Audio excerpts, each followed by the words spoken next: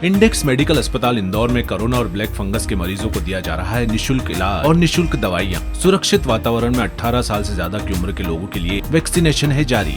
बारिश के बाद कपास की फसल में कीट का प्रकोप देखने को मिल रहा है। कपास के पौधे सूख कर मुरझाने लगे हैं। शिकायत के बाद कृषि विभाग और विशेषज्ञों के दल फसल का निरीक्षण करने के लिए खेत पहुंचे और कृषक को बचाव के लिए दवाइयों का छिड़काव करने की सलाह दी।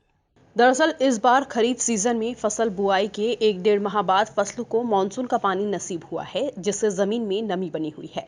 हालांकि इस दौरान कुछ खेतों में मुख्य रूप से कपास फसलों से जड़ सड़न और फंगस जैसी समस्याएं उभरने लगी है, जिस कारण कपास के पौधे मुरझाने और सूखने लगे हैं।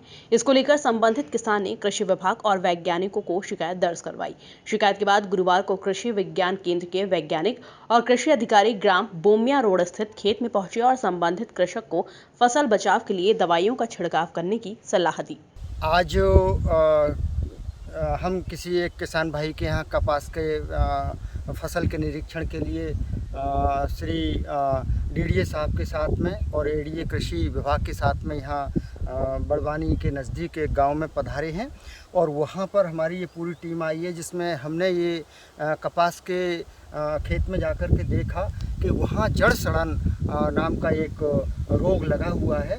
वो जो रोग है, यह रोग पत्तों को धीरे धीरे ऊपर से सुखाता है और धीरे धीरे पूरे पत्ते सूख जाते हैं, पीले पड़ने लगते हैं और ऐसे पौधे को उखाड़ के अगर देखते हैं तो उसकी जड़ जो है साफ पीले रंग की दिखाई देती है। तो ये किसान भाई, अगर आप लोगों के खेत में इस तरह की कोई बीमारी आए जिसमें आप पौधे सूख रहे हों, जड़ उखाड़ करके देखें और अगर पीली जड़ दिखाई दे रही है तो वो जड़ सड़न रोग है और एक ये फफूंद से होता है।